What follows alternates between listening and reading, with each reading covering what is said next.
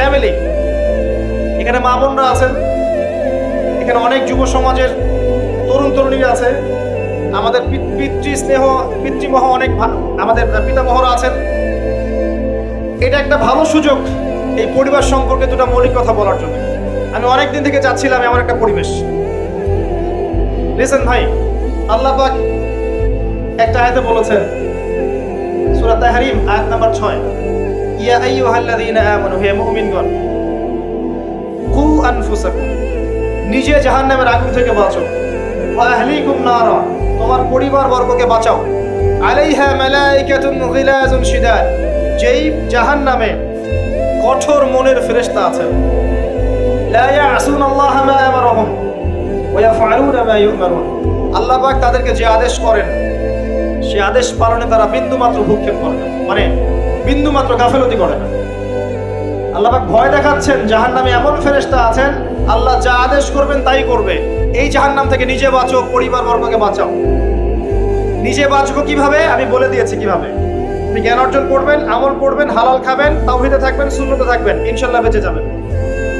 পরিবার বর্গকে বাঁচাবেন কিভাবে? আসেন শুরু করি শুরু থেকে। শুরুটা হবে আপনার বিয়ে দিয়ে।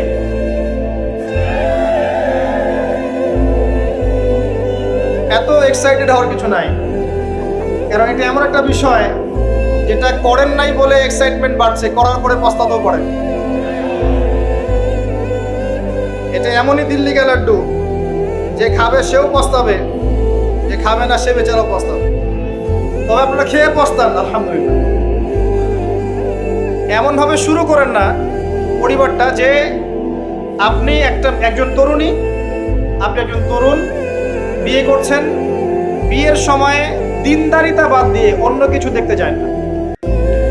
যদিও বা অর্থ সম্পদ, বংশমর্যাদা, সৌন্দর্যের কথা হাদিসে এসেছে, হাদিসটা এমন নয় যে তোমরা 4টা গুণ দেখেই বিয়ে করো, এমন নয়। হাদিসটা এমন নয়, অনুবাদটা অনেকেই ভুল করে, অনেকেই ভুল করে। হাদিসে বলা হয়নি কখনো 4টা গুণ দেখেই বিয়ে করো, এটা নয়। বরং বলা হয়েছে 4টা গুণ দেখে বিয়ে করা হয়। কথা বুঝতে পারছেন? কেউ এটা দেখে, কেউ এটা দেখে। তোমরা দিনদারিতা দেখো, না হলে তোমাদের হাত ধুলোয় ধূসরিত হবে। হাদিসটা এমন। এক্ষেত্রে কি আমরা বলবো, প্রথমত বিয়েটাকে সহজ করে দেন। বিয়েটাকে সহজ না করলে সমাজে জেনা বাড়তে থাকবে, এবং জেনা বাড়ার কারণ আছে। যখন পর্নোগ্রাফিটাতে ফ্রি অ্যাক্সেস দেওয়া হয়েছে, মানুষ রাতের বেলা পর্ন দেখতে পারে, কেউ বাধা দেওয়ার নাই। উপরের সেকশন থেকে কিন্তু এটাকে বন্ধ করে দেওয়া যেত। পৃথিবীর অনেক কান্ট্রি আছে যেখানে অনেক কিছু চলে না। চাইনিজরা ফেসবুক ইউজ করে না, করে? ওরা কি উন্নত জাতি না?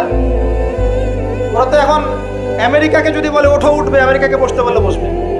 ওরা এমন জায়গায় চলে গেছে। ইউক্রেন ইস্যু নিয়ে আমেরিকা, ন্যাটো আর এই ব্রিটেন আর ফ্রান্স আর ইসরায়েল কিছুই করতে পারবে না ইনশাআল্লাহ, বিকজ এখানে একটা বড় অ্যালায়েন্স আছে চায়না এবং রাশিয়া। কিছুই করতে পারবে না। বরং এর উদ্দেশ্য, যে উদ্দেশ্যে এটা কাজ করেছিল তারা, সফল হবে না তারা ইনশাআল্লাহ। আজকে টপিক এটা না, আমি এদিকে যাচ্ছি না। মূল বিষয়টা হচ্ছে যে সহজ করতে হবে বিয়েটাকে। উপযুক্ত বয়স হয়ে গেলেই একটা উপার্জনের সোর্স খুঁজবেন আগে। বেকার অবস্থায় বিয়ে করতে যাবেন না, উপার্জনের সোর্স খুঁজবেন, তারপরে আপনি আপনার পরিবারকে বলবেন আমার বয়স হয়েছে, আমাকে বিয়ে দেবো। এবার আসেন, বিয়ের সময় দিনদারিতা ছাড়া অন্য কিছু দেখতে যায় না। এরপরে যদি সে সুন্দর হয় বা সুন্দরী হয় বা ভালো বংশের হয়, অথবা দেখা যায় যে ভালো টাকা পয়সা বলা ইত্যাদি ইত্যাদি, এটা আপনার নূরুন আলা নূর, এটা বোনাস। কিন্তু এগুলো যদি নাও থাকে, শুধু দিনদারিতা থাকে, আপনি রাজি হয়ে যান। পরিবারের কর্তাদেরকেও বলবো যে মেয়ে বিয়ে দেওয়ার সময় ছেলের টাকা পয়সা দেখতে যায় না, ছেলের স্ট্যাটাস দেখতে যায় না বেশি বেশি। পরে দেখবেন এই মেয়ে ওর ঘরে গিয়ে পস্তাচ্ছে। আর ছেলের পিতাদেরকেও বলবো, ছেলেকে যখন বিয়ে দিবেন, একটা মেয়েকে কিনে নিব আর সাথে কিছু যৌতুকের টাকাও নিব, এই টেন্ডেন্সি নিয়ে বিয়ে করতে যায় না। ওই বিয়েতে বারাকা বেশি, যেখানে খরচ কম, যেখানে বেশি হট্টগোল নাই। চট্টগ্রাম অঞ্চলে বিয়ের মতো না। একটা বিয়েতে মনে হয় 40-50 লাখ টাকা খরচ করে ফেলে। গেটেই সাজাবে বলে 4-5 লাখ টাকা খরচ করেছে। এই 5 লাখ টাকা দিয়ে, এই 5 লাখ টাকা দিয়ে আর মনে হয় 10টা-20টা পরিবারকে বিয়ে দেওয়া যাবে। হ্যাঁ, লোহার আংটি দিয়ে বিয়ে করেছে সাহাবী। লোহার আংটিও নাই তোমার বাসায়? বলছে না ইয়া রাসূলুল্লাহ, লোহার আংটিও তো নাই আমার বাসায়। তাহলে কি করবা? কোরআনের কয়টা সূরা জানো? এই সূরাগুলো জানি, এগুলো শিখিয়ে দিও, যাও, মোহর হয়ে গেছে। কত সহজ বিয়ে, কত সহজ। আর এখন যেটা হয়, মেয়ে খুঁজবে দিনদার বিল গেটস, আর ছেলে খুঁজবে দিনদার ক্যাটরিনা। কথা বুঝতে পারছেন? প্রিয় ভাইয়েরা, দিনদারি থেকে প্রাধান্য দেন, আর কিছু না। আপনি সফল হবেন ইনশাআল্লাহ, শান্তি পাবেন। এবং বিয়ের পরে আল্লাহর পক্ষ থেকে একটা ভালোবাসা আসবে। যদি আপনি দেখেন যে আপনার স্ত্রী খাদিজা রাদিয়াল্লাহু আনহার মতো, আয়েশা রাদিয়াল্লাহু আনহার মতো, হাজেরা আলাইহিস সালামের মতো সবর করেনেওয়ালা, যে আপনাকে দিনের পথে এগোতে সাহায্য করে, তাহলে আর অন্যদিকে চোখ দেওয়ার দরকার নেই, রাজি হয়ে যান। এরপর আপনার পরিবার শুরু। এখানে উভয়ের মাঝে হৃদ্যতা, ভালোবাসা থাকতে হবে। তবে আরেকটা কথা বলে রাখি, সবাই মনোযোগ দিয়ে কথাটা শোনেন। একটা পরিবারের ভিত্তি শুধু ভালোবাসা দিয়ে টিকে থাকে না।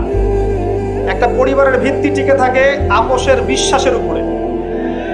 একে অপরকে বিশ্বাস করতে শিখতে হবে, একে অপরকে শ্রদ্ধা করতে হবে, একে অপরের সম্মান দিতে জানতে হবে। আপনাকে আপনার স্ত্রীকে আপন মনে করতে হবে, আপনাকে আপনার স্বামীকে আপন মনে করতে হবে। বাইরের মানুষ আপন নয়, এরা আপন। আপনার একজন একজন লেবাস, পোশাক। এরপরে আপনি মোহর শোধ করেন, আপনি সন্তান সন্ততি নেন, সন্তান সন্ততিদেরকে আল্লাহর এবং তার রাসূলের আদর্শে বড় করে তোলেন। পরিবারের মধ্যে তালিম চালু করেন, তালিম। পরিবারের মধ্যে তাওহীদ রাখেন, সুন্নত রাখেন, একসাথে খেতে বসেন। স্ত্রীকে হাদিয়া দেন, স্ত্রীকে গিফট দেন, তাকে মাঝে মাঝে ঘুরতে নিয়ে যান, তাকে নিয়ে রিফ্রেশমেন্টে যান, তাকে সময় দেন, তাকে টাইম দেন, তাকে সময় দেন। নবী সাল্লাল্লাহু আলাইহি ওয়াসাল্লাম আয়েশা রাদিয়াল্লাহু আনহার কোলে মাথা রেখে কোরআন তেলাওয়াত করতেন।